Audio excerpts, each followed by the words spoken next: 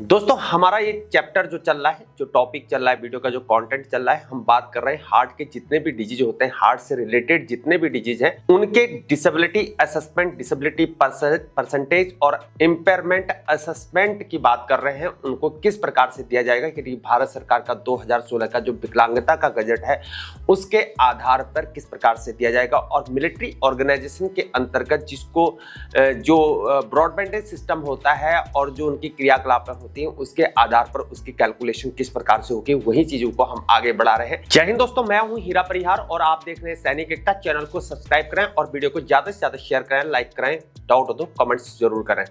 आज हमारा ये चैप्टर चल रहा है, इसमें बात करेंगे हम असेसमेंट ऑफ कैट की बात करेंगे। कैट मतलब होता है CAD का मतलब होता है, अगर हम इसकी फुल फॉर्म की बात करें तो इसको क्रॉनिक स्टेबल एंजीना बोलते हैं, क्रॉनिक स्टेबल एंजाइना बोलते हैं, जिसे एंजाइना पेक्टोरिस भी कहा जाता है। एक ऐसी स्थिति है जिसमें सीने में दर्द होता है या बेचैनी होती है, जो आमतौर पर शारीरिक गतिविधि या तनाव के दौरान होती है और आराम करने दवा लेने से लगभग ठीक हो जाती है। अगर हो तो आगे समस्या भी हो सकती है। The total impairment will be combination of impairment assessment due to reduced exercise tolerance in METs की मैं ऑलरेडी बात कर चुका हूं। मैथ्स के जो टेबल होते हैं उन टेबल्स की मैं ऑलरेडी बात कर चुका हूं। सेक्स के अकॉर्डिंग ही टेबल होता है कि मेल का अलग होता है, फीमेल का अलग होता है। जो भी हमारे फौजी बहनें हैं उनकी जो है अलग से होगी और जो फौजी भाई हैं उनके अलग से होंगे। ऑलरेडी मैंने वीडियो बना रखी है, आई बटन में क्लिक करके जरूर उस वीडियो को जरूर देखें, और हर बार वीडियो में उसका थंबनेल मैं लगा के रहूंगा और वीडियो के लास्ट में जो है उसको मैं उसमें लगा दूंगा ताकि आपको समझ आए कि मैथ्स का टेबल क्या होता है। आगे बढ़ते हैं। As per the chart of the due cardiac failure table as the table above which per is higher, यानी कि उसमें जो है आपकी हायर वैल्यू लिया जाएगा, हायर वैल्यू की बात होगी, उसके हिसाब से मैथ्स के टेबल के अकॉर्डिंग उसकी कैलकुलेशन होगी जितने भी हार्ट के डिजीज होंगे कार्डियोलॉजी वाले। And due to other impairment due to CAD as shown in the table below, यानी कि टेबल नीचे टेबल की बात हो रही है। स्टेप 1 में हम बात करते हैं assess the exercise capacity as per the METs table. जैसे कि मैंने आपको बताया मैथ्स टेबल, ऊपर आई बटन में क्लिक करके आप उसे देखें। Table number 5 calculate the impair. आप हमारे व्हाट्सएप चैनल से भी जुड़ सकते हैं। व्हाट्सएप चैनल से जुड़ के जो है आप मेरे को पूरा एक मैथ्स टेबल का पूरा PDF मैं आपको सेंड कर दूंगा ताकि आप उसको गहनता से अध्ययन कर सकें, क्योंकि यूट्यूब पर पूरा डाल नहीं सकते, यूट्यूब की गाइडलाइंस के अकॉर्डिंग हम आपको PDF सेंड नहीं कर सकते, इसलिए गूगल ड्राइव बनाना पड़ता है। और मेरा ऑलरेडी ईमेल में गूगल ड्राइव फिल होने को कगार में है, वो पैसा मांग रहा है और इतना बजट नहीं है। As per the table is and sex, table number 6 और 7 की बात हो रही है। आगे बढ़ते हैं, टेबल नंबर 4 पर चलते हैं। इम्पेयरमेंट इन कैट की बात करें, कैट मैंने आपको पहले ही बता दी कि कैट क्या होता है, क्रॉनिक स्टेबल एंजाइना होता है। आगे बढ़ते हैं सीधे, ये बोला है इम्पेयरमेंट असेसमेंट की बात हो रही है। कैट में क्रॉनिक स्टेबल एंजाइना की बात हो रही है जब ये हो। और नंबर दूसरा अनकॉम्प्लिकेटेड एक्यूट मायोकार्डियल इन्फेक्शन हो, तो इन्फेक्शन का हो, तो ऐसे मामले की बात कर रहा है।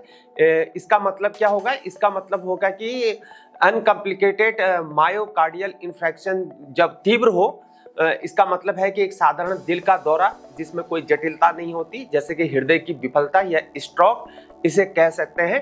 मेनली जो है दिल का दौरा जो होता है आमतौर पर हार्ट अटैक के नाम से जाना जाता है। आगे की बात करते हैं infection single vessel disease.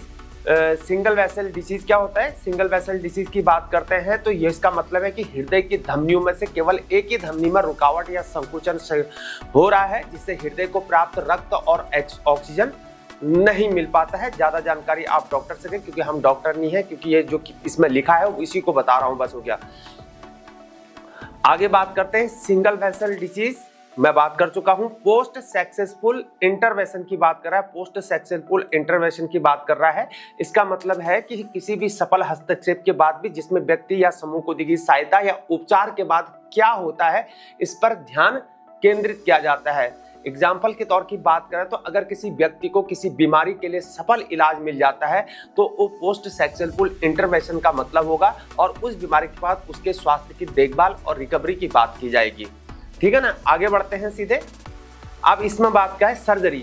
Surgery हो, जब सर्जरी हो, तो ये सारे मैटर की बात हो रही है। तो इस पर इम्पेयरमेंट असेसमेंट 10% की बात की गई है, इनकी डिसेबिलिटी परसेंट 10%, और ये भी जो है मेरिट्स टेबल के आधार पर। तो लेकिन जो मेन जो यहाँ पर जो मेन कंटेंट है, मेन जिसका फोकस है, वो फोकस यहाँ पर क्या है, कोरोनिक स्टेबल एंजाइना की बात हो रही है, अनकॉम्प्लिकेटेड अक्यूट मायोकार्डियल इंफ्रैक्शन की बात हो रही है, single vessel disease, post successful intervention और सर्जरी की बात हो रही है। तो ऐसे स्थिति में जो है 10% डिसेबिलिटी असेसमेंट या इंपेयरमेंट असेसमेंट की बात हो रही है। बात करते हैं कैड मैं बता चुका हूं, multi vessel disease not successfully corrected बोला है।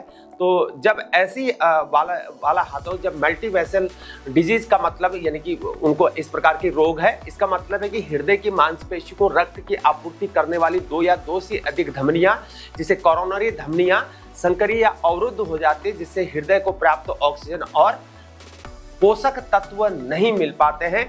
इसका कहने का मतलब यह है। तो ऐसे वाली स्थिति में जब ये ऐसी स्थिति हो जाती है, तो ऐसी स्थिति में 15% डिसेबिलिटी या इंपेयरमेंट असेसमेंट की बात हो पा रही है मेरे दोस्तों। इन बातों को समझना है, क्योंकि धमनियां जो होती है हृदय की मांसपेशी को रक्त और ऑक्सीजन पहुंचाती है, लेकिन जब ये धमनियां अवरुद्ध हो जाती हैं तो हृदय को प्राप्त रक्त और ऑक्सीजन नहीं मिल पाता है, जिससे सीने में दर्द होता है और सांस फूलने लग जाती है और दिल के जैसे दौरे पड़ने के लक्षण शुरू हो जाते हैं।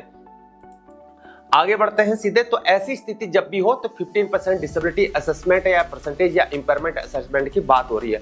अब बात करते हैं कैट रिक्रूटमेंट एमआई एंजाइना की बात हो रही है। कैट का ऑलरेडी मैं आपको बता चुका हूं।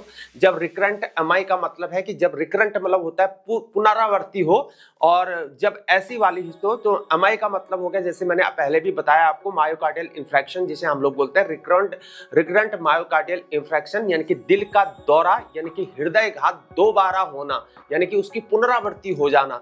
जब हृदय घात दोबारा हुआ हो, उसकी पुनरावृत्ति हुआ हो, तो रिकरेंट एमआई का मतलब हुआ पुनरावृत्ति, यानी कि मायोकार्डियल इंफ्रैक्शन हुआ हो, तो यानी दिल का दौरा या हृदय घात का दोबारा हुआ हो। और तो ऐसी स्थिति में जो है यहाँ पर डिसेबिलिटी असेसमेंट कितना होगा मेरे दोस्तों, 20% डिसेबिलिटी असेसमेंट, और साथ में जो है एंजाइना की बात भी हो रही है, तो वहां पर जो है यहाँ पर 20% डिसेबिलिटी असेसमेंट होगा। अब आपको समझ में आ गया, यानी कि मायोकार्डियल इंफ्रैक्शन दिल की मांसपेशियों की रक्त की आपूर्ति में रुकावट के कारण होता है, जिससे दिल की मांसपेशियां जो होती है क्षतिग्रस्त हो जाती है। अब रिकरेंट का मतलब होगा कि पुनरावृत्ति उसकी हो चुकी है, यानी कि इससे पहले उसको हो चुका है और फिर से उसको हो रहा है, इसलिए दोबारा रिकरेंट एमआई हो गया है, जिसमें 5% डिसेबिलिटी थी, अब वो 20% डिसेबिलिटी की ओर बढ़ चुका है। और पहले और दिल का दौरा पड़ा था, दोबारा दिल का दौरा पड़ने की और भी स्थिति उसमें है, ऐसा ये कहा जा रहा है।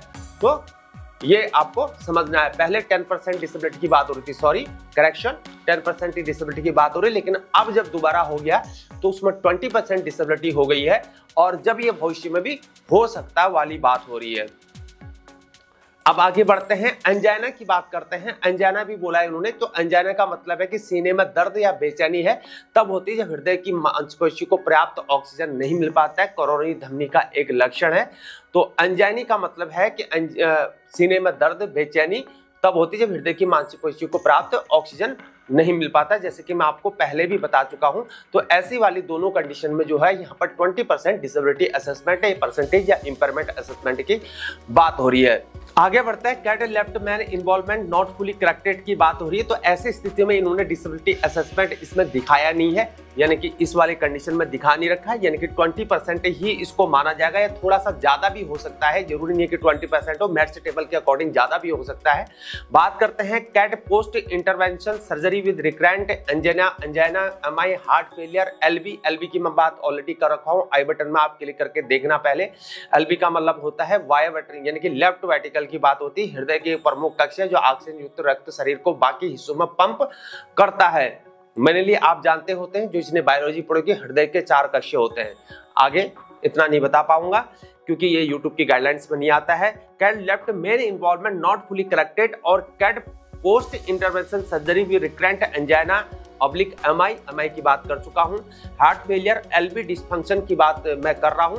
तो इसमें जो है डिसेबिलिटी असेसमेंट और इंपेयरमेंट असेसमेंट नहीं दिखा रखा है, लेकिन इसमें डिसेबिलिटी असेसमेंट और इंपेयरमेंट असेसमेंट ऐसी वाली स्थिति में डिसेबिलिटी असेसमेंट बढ़ जाएगी, इंपेयरमेंट असेसमेंट बढ़ जाएगा, यानी कि इन चीजों में जो है 20% से ज्यादा होने के चांसेस हैं। तो दोस्तों ये थी अभी तक की जानकारी। मैं हार्ट डिजीज के जो जितने भी disability percentage assessment impairment assessment के टॉपिक को कंप्लीट कर रहा हूं। कल लास्ट हम बात करेंगे हाइपरटेंशन की बात करेंगे। जैसे ही हम हाइपरटेंशन की बात करेंगे और हार्ट डिजीज का पूरा चैप्टर हमारा खत्म हो जाएगा। तो इस वीडियो को आपने ज्यादा से ज्यादा शेयर करना ताकि सभी को इसकी जानकारी प्राप्त हो, क्योंकि जानकारी का बहुत सारा अभाव होता है, चाहे वो सिविलियन हो, चाहे वो पैरामिलिट्री से बिलोंग करते हो या किसी भी ऑर्गेनाइजेशन इंस्टीट्यूशन से वो बिलोंग करते हैं। तो इन चीजों की जानकारी हमारे पास होनी चाहिए। जानकारी के अभाव में हम उस अपने राइट्स को नहीं ले पाते हैं, जो कि उन लोगों का राइट्स होता है, तो राइट्स को छोड़ देते हैं। हो सकता है कि बहुत सारे ऐसे डिसेबल लोग हैं जिनका 40% से अबव डिसेबल है, तो यहाँ पर या 100% डिसेबल है, इनकी सरकार के द्वारा उनको बेनिफिट मिल सकते हैं, लेकिन वो जानकारी न होने के अभाव में बेनिफिट नहीं ले पाते हैं। बहुत सारों मेरे ऐसे भी लोगों से मेरा सामना होता है जिनके दो पाँव नहीं होते हैं, लेकिन वो ऐसे चलते हैं। मैंने बस में एक दिन सफर कर रहा था मैं, तो मेरे को ऐसे ही एक बंदा मिला, तो उसके दोनों पाँव नहीं थे। तो मुझे बड़ा दुख हुआ उन लोगों की, उनको डिसेबिलिटी पेंशन ऑथराइज नहीं है, जो कि सरकार द्वारा ऐसे बेनिफिट दिए जाते हैं। डिसेबिलिटी सोचे कि बहुत डिसेबिलिटी लोगों को जो है सरकार बहुत सारा बेनिफिट देती है, लेकिन जानकारी का अभाव न होने की वजह से वो भीख मांगने की कगार में था, लेकिन उसको बेनिफिट नहीं मिल पा रहा था। लेकिन बताएं तो आखिर कैसे बताएं, वो हमारी बातों को मानने को तैयार ही नहीं था। तो इसलिए मेरे दोस्तों इसको ज्यादा से ज्यादा शेयर करें, हमारे चैनल को सब्सक्राइब करें और इस मुहिम में जरूर जुड़ें। आज के लिए इतना ही। जय हिंद, जय भारत, वंदे मातरम। फिर मुलाकात होगी। भारत माता की जय।